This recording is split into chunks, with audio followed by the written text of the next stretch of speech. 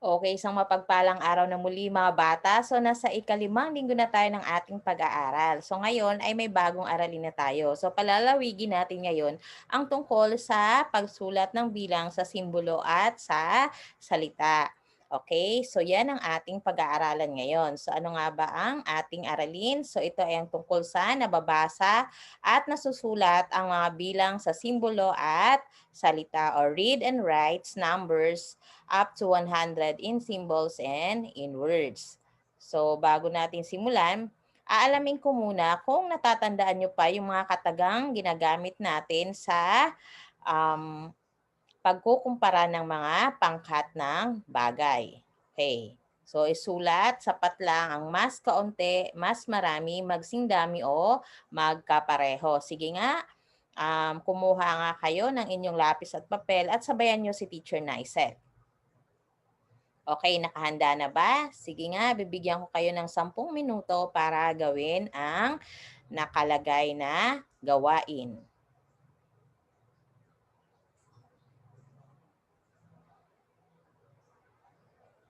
Okay, nakahanda na bang sumagot? Sige nga, kung tama nga ang inyong sagot. So sa una, ilan ang Crayola sa bandang kaliwa at sa bandang kanan?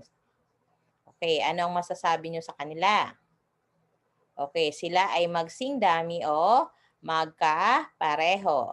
O, ang gunting naman. Okay, ang 5 gunting ay mas kaunti sa 6 na gunting. Okay, ang mga bag naman. Okay, ang 9 na bag ay mas marami kaysa sa 6 na bag. So ngayon, tingnan natin ito. Itong tinatawag nating 100 charts na kung saan nakasulat ang mga bilang sa simbolo. Ngayon, pag-aaralan din natin ang pagsulat ng bilang sa salita. Nakahanda na ba mga bata? So kumuha ng lapis at papel o kaya naman makinig ng maigi para alam nyo ang inyong gagawin pagkatapos ng ating aralin. Okay, nakahanda na ba? Okay. Yan ay simbolo ng isa at paano ito isulat sa salita. Okay, ayan. Sunod, 2, 3, 4, 5, 6, 7, 8,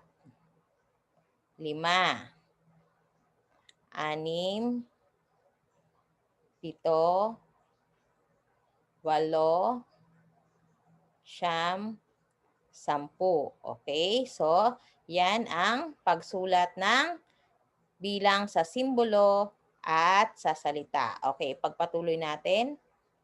Ayan ay 11 or labing isa, 12, 13, 14, 15,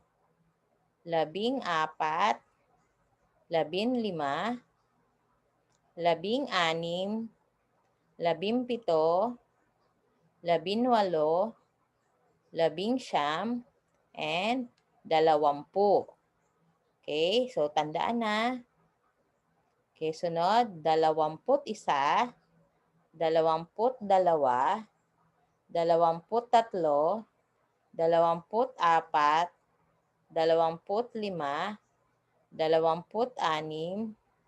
26, 27, 28, 29, at 30.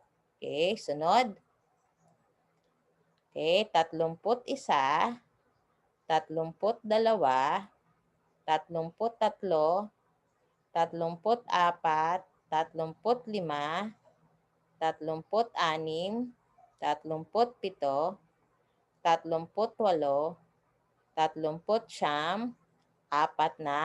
40.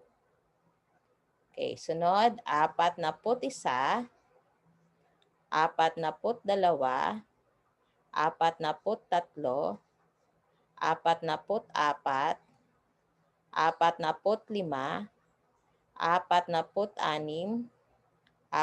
46, 47, 48, 49, 50. Okay? 51, 52,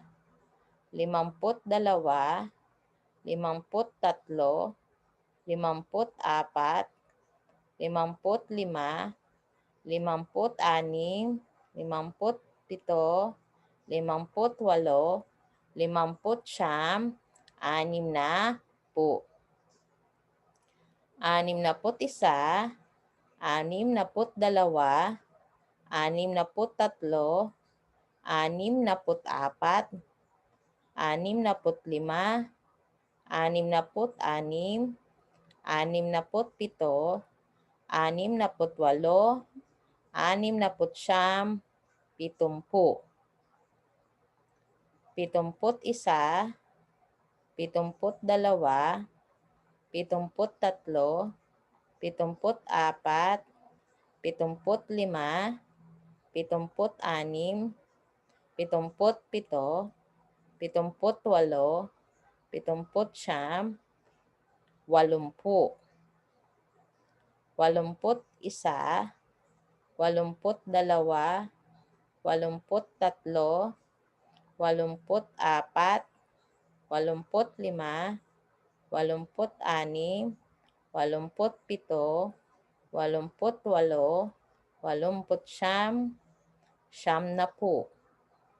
88, 89, 90, 91, 92, 93, 94,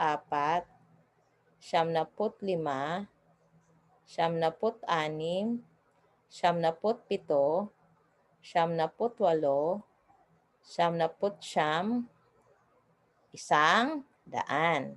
So, yan ang pagsulat natin sa mga salita at simbolo. So, tandaan ninyo kung paano ito isulat. So, paulit-ulit ninyong panuurin itong video para maalala ninyo at ma-memorize kung paano ito isulat. So, tandaan na ang mga bilang ito ay nasusulat sa dalawang paraan, maaaring sa simbolo at sa salita.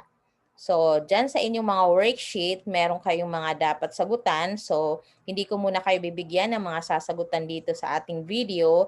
Pero dyan sa worksheet and modules, dapat masagutan ninyo. So, para malaman ninyo yung mga tamang spelling, pamamaraan ng pagsulat sa simbolo or sa salita, paulit-ulit nyo lang panoorin itong video. So, naintindihan ba mga bata?